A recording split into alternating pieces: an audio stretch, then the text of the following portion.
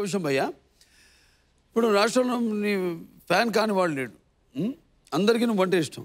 ఇప్పుడు నీ యాక్టింగ్ కానీ యాజ్ ఎ క్యారెక్టర్ కానీ how you conduct your self in the society ఇప్పుడు చాలా ఇష్టం నువ్వంటే.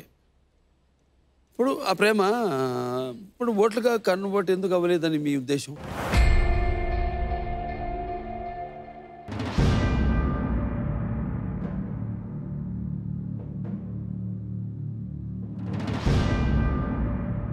అభిమానం వేరు, అది ఓట్ల కింద టర్న్అవుట్ అవడం వేరు.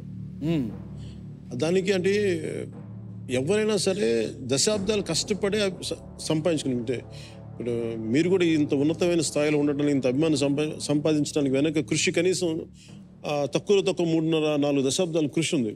ఇలాగే అదే ఇంకొక ఫీల్డ్లో ఇంకొక రంగంలో సినిమా రంగంలో ఒక పేరుండి అదే ఇంకొక రాజకీయ రంగంలో కూడా సంపాదించాలంటే, నమ్మకం సంపాదించాలంటే దానికి కూడా అంత కృషి చేయాలి. ట్రాన్స్ఫార్మ్ అవ్వడానికి టైం పడుతుంది.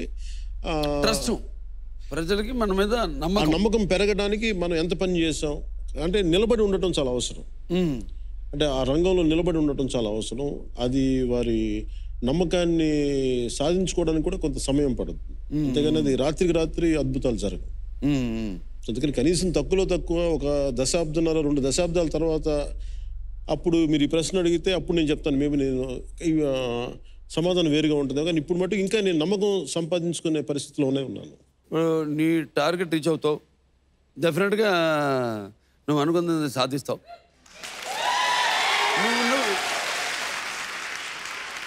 మేజర్ అండి, నేను చూస్తుంది అధికారం అనేది సాధ్యమైనంత ఎక్కువ మంది ప్రజలకి అది ఆసరాగా అండగా ఉండాలని కోరుకుంటాను. కొంత మనల్ని ఇబ్బంది పెట్టే ప్రభుత్వాలు ఉండకూడదని కోరుకుంటాను. అంటే మన ప్రజాస్వామ్యంలో ప్రతి ఒక్కడు వాడి హక్కుని సద్వినియోగం చేసుకోగలిగే శక్తి సామర్థ్యత ఉండాలి. దాన్ని ఎవరు కాలు రాసినా దాన్ని మనం ఎదుర్కొనే శక్తి ఉండాలి. దాంట్లో భాగంగా నేను ముందుకు వెళ్తున్నాను. దాంట్లో భాగంగా అధికారం వస్తుందో రాదో నాకు తెలియదు. నా పని ఏంటంటే కర్మయోగం చేసుకుంటూ ముందుకు వెళ్దాం. వస్తే వచ్చింది, లేదంటే సంతోషం.